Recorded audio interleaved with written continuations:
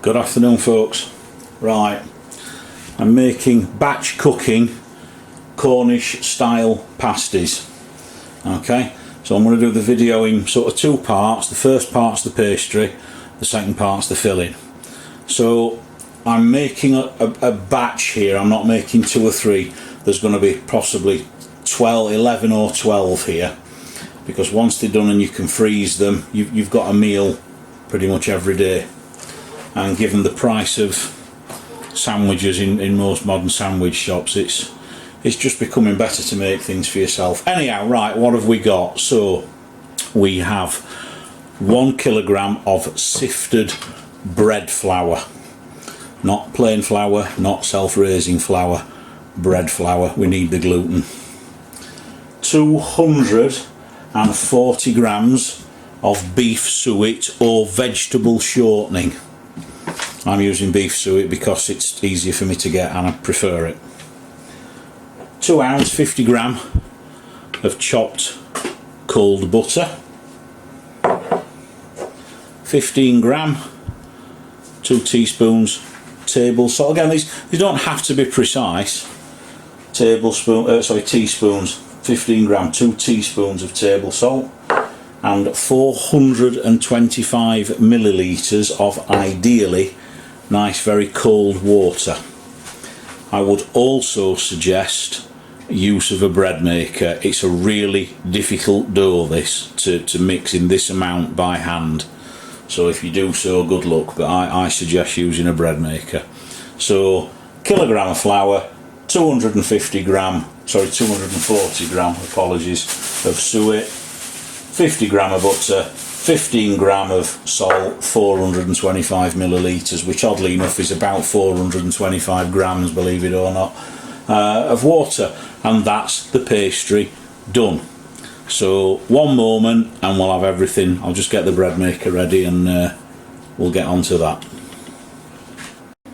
Okay, so flour, suet, salt,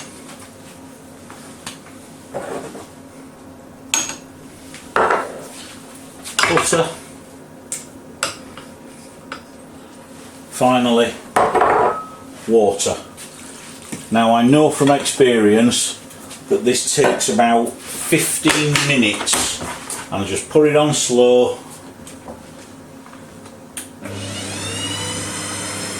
Okay, and it's funny, it suddenly all comes together, but for the first 5 minutes you think it isn't mixing. So every 5 minutes I'll just come back and have a quick check and we'll see what's going on. So I'll see you in 5. Right, so we're just coming up to 5 minutes, and as you can see, it doesn't look much like a coherent dough.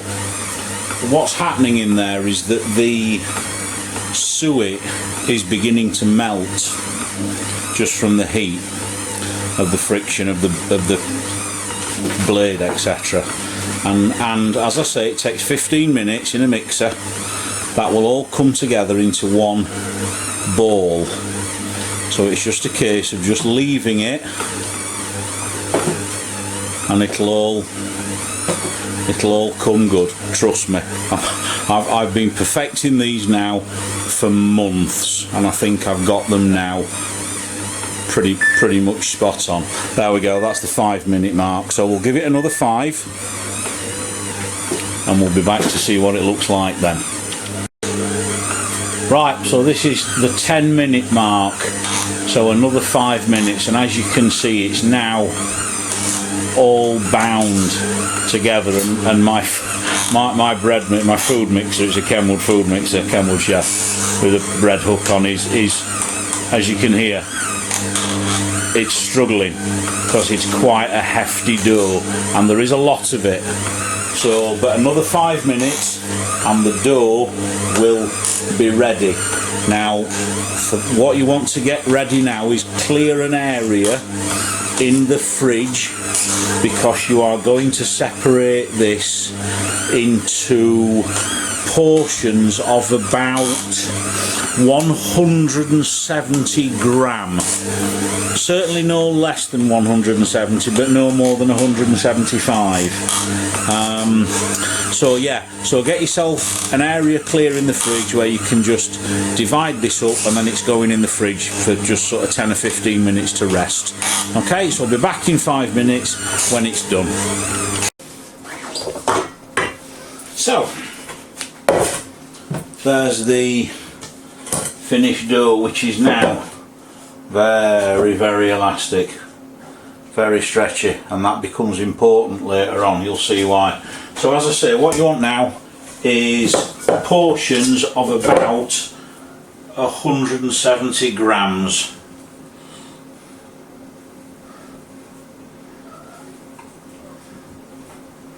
It's 170, that's 173. So as I say, no less than 170, no more than 175. You don't have to be that accurate. So I'll just do that, and then obviously you don't want to watch me do all of these.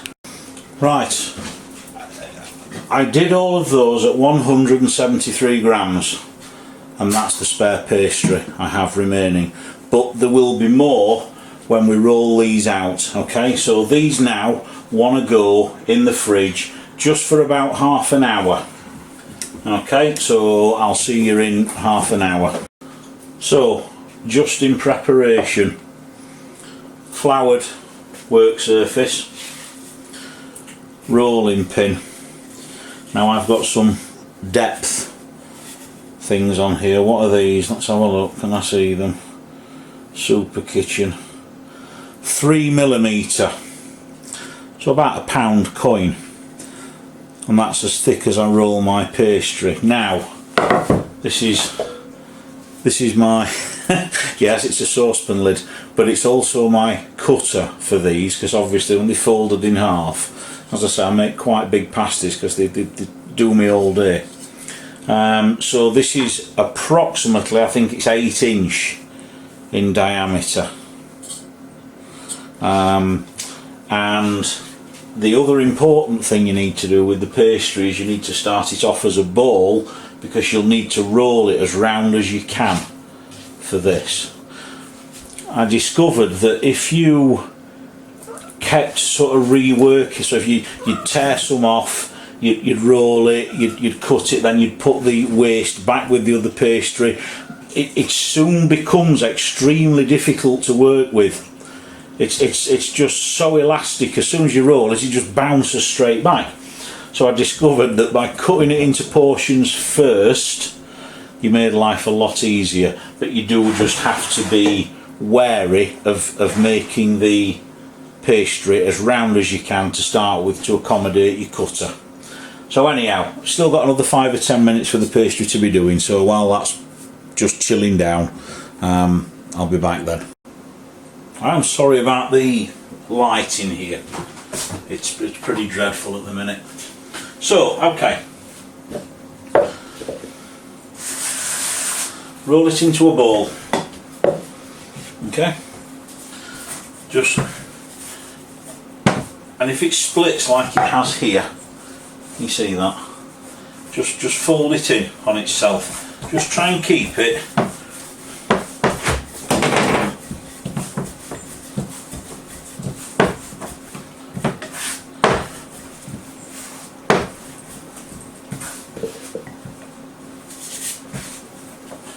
be afraid to use a bit of flour if you need some. So you're just trying to keep the shape as even as you can. And it is a very elastic dough. Okay, so does my cutter fit? No. So here, look where I've got this gap. Just fold it over and just roll. As I said, these, oops, just lost one of my bands. These are a bit of effort, but I promise you, I genuinely give you my word, the result is worth it, because they are really good pasties.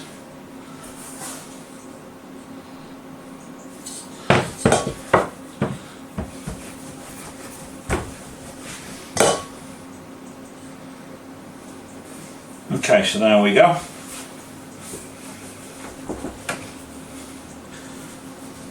And there's the spare pastry that we've got there. So I'm really sorry about the lighting here. I'm just wondering if I move up a little bit. Let's just try. Yeah, one of my bulbs is out. What's that? Okay, at least it's in a bit of light. So there we go. So that's the first one. And just plop that onto a floured surface and just put a very light sprinkling of flour. So I'll grab another.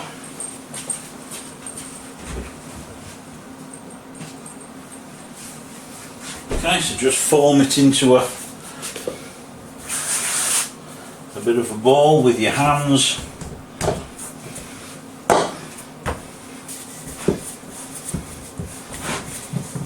Try and keep it round.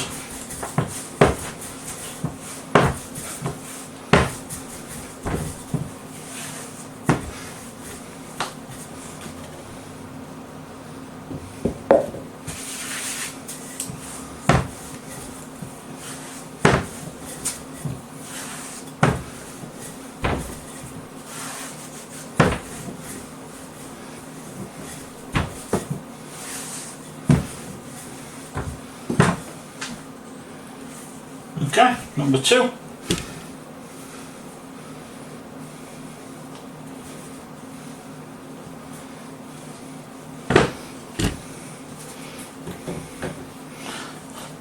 And simply rinse and repeat until you've used up all your balls of pastry.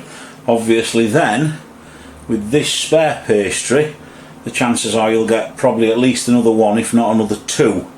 So, but just so as what I was saying earlier on about this, when you start binding this together, it starts to become, it's like rubber. It's really odd. So just don't handle it until you're ready to do so. So right, okay, I'll do the rest and we'll be back after that. Right, 1, 2, 3, 4, 5, 6, 7, 8, 9. So there's 10 there, and there's the remainder of the pastry. So it was 173 grams, wasn't it? What we got in total? 420 grams. So we can do another 2 quite easily.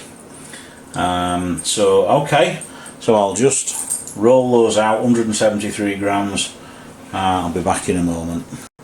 Right folks, so after all of that, all the trimmed pastry rolled back together, I've got 13, so this will make me 13 Cornish style pasties, and here's the remaining pastry that I've got left over, which I'll just turn into some little decorative leaves or something for them.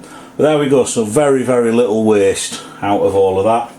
So part 2 will be the filling, and I'll be on to that shortly. Back soon. Right, fillings. Okay, so what have we got? Red potatoes.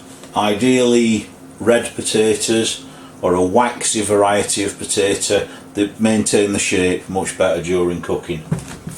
Some onions, white, red, doesn't really matter. Some mixed vegetables. This is just a bag I've got from my local co-op.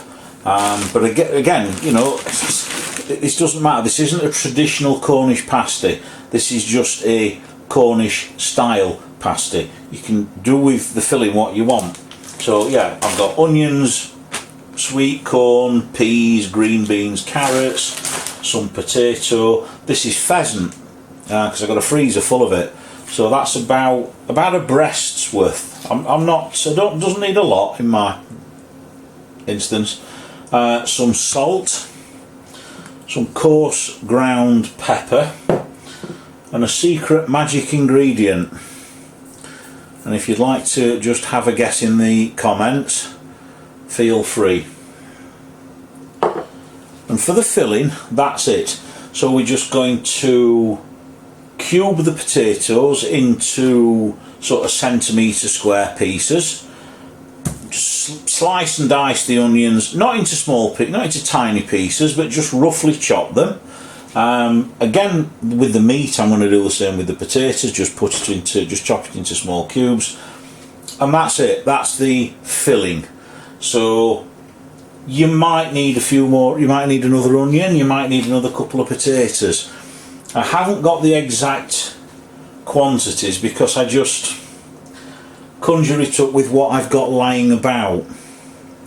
So I'll probably only use one onion but both potatoes. I may need another potato.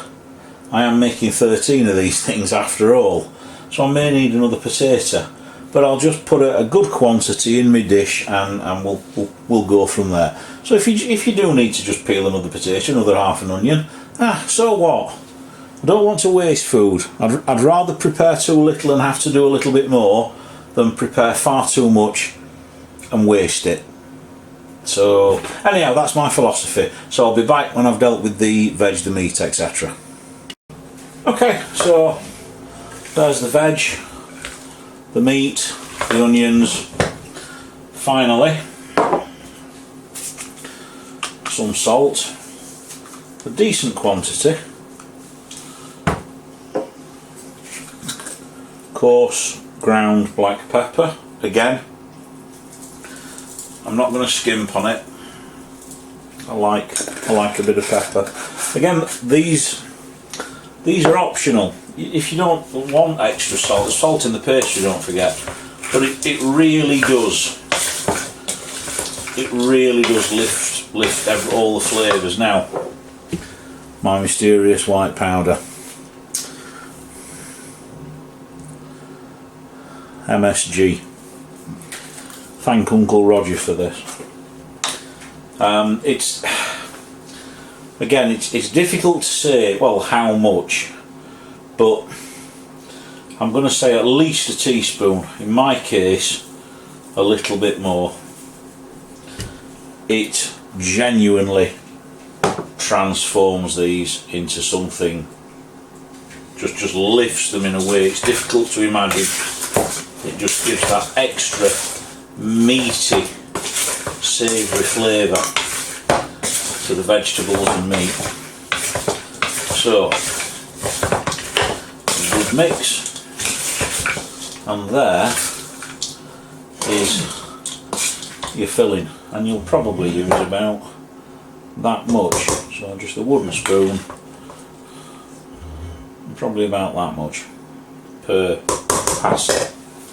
So I'm just going to tidy up, just get rid of the bits I'm not using, and then we'll move on to the next part, obviously, which is filling and tucking and kneading the making the rim of the pasty. So right, I shall be back shortly when I've just tidied up a little bit. Right, filling them. So take your case. Now, do you remember when we were doing the pastry and I said it's quite an elastic pastry, and that's quite important in a bit? This is why. So take your filling.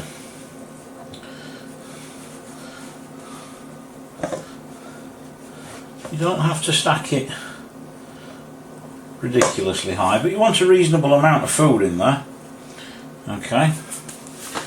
One moment.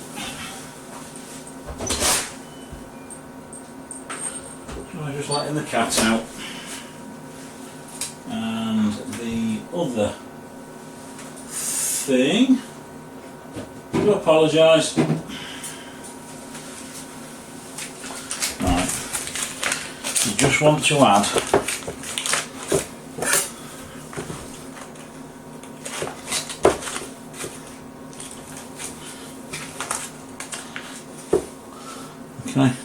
just some butter, and I tend to just put it there, and then fold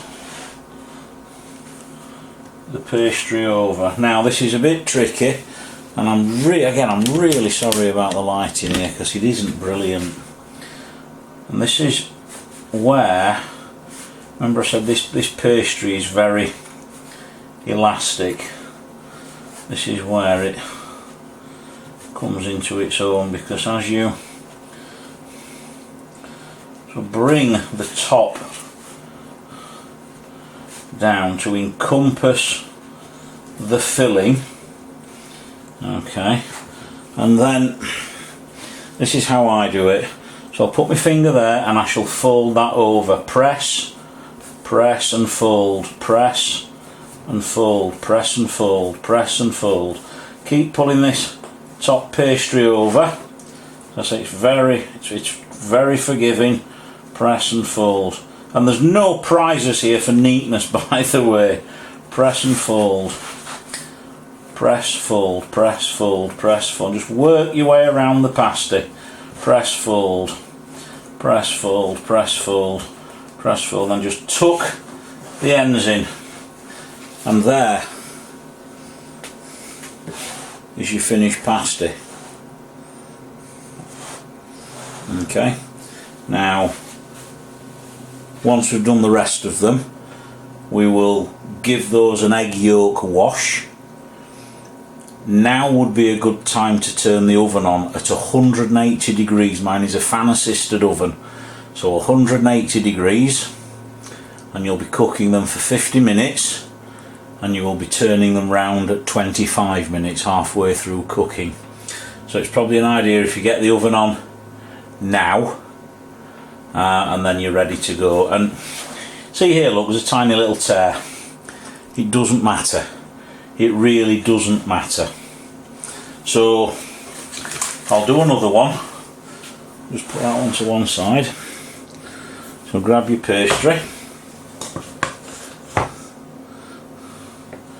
take your filling.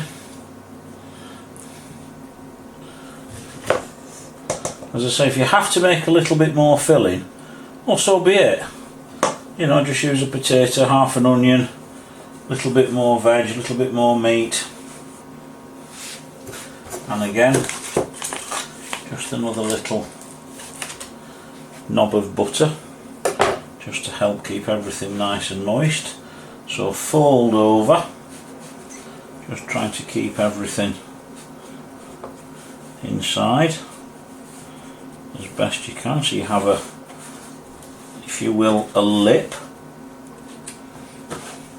So starting with this, so press, fold, press, fold, press and fold, and you sort of pull the pastry in, because it's such a flexible, elastic pastry. There's a little bit of sweet corn that's come out, it's nothing to worry about. And also keeping your board floured makes it much easier to rotate the pasty as you work round, and then just pinch the end. And there's another one.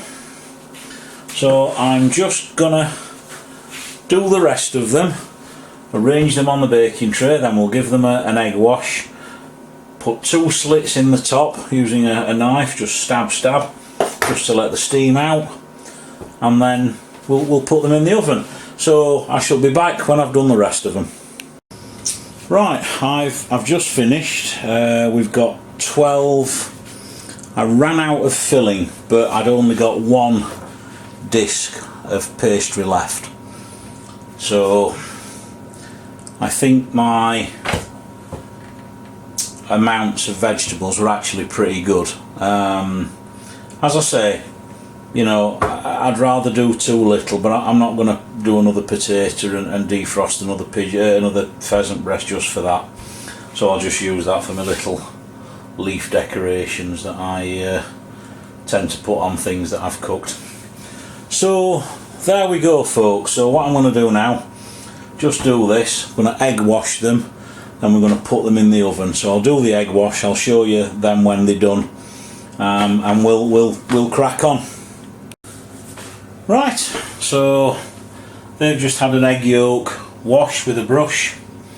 I say finally, a couple of little steam holes in each one, and then they want 50 minutes at 180 degrees centigrade, and after 25 minutes what I do is I rotate them round that way, and if this tray is at the bottom of the oven I'll put it at the top. Actually they're both in the middle of the oven, but obviously one gets a little bit sheltered, and mine is a fan assisted oven. So after 25 minutes I'll take them out, rotate them, move the lower shelf to the upper to the lower, then they get evenly cooked. So I'll come back in, well, when they're cooked basically, so 50 minutes. So I'll see you then. And there we are, folks, fresh out of the oven, 50 minutes later. So I shall just let those cool down, and then I'll just put them in the freezer. And to reheat them from frozen, 45 minutes at 150 degrees centigrade, again in a fan assisted oven, will bring them up lovely. So thanks for watching. They're my Cornish style pasties. A lot of effort, but I promise you they are very, very good. Thanks for watching.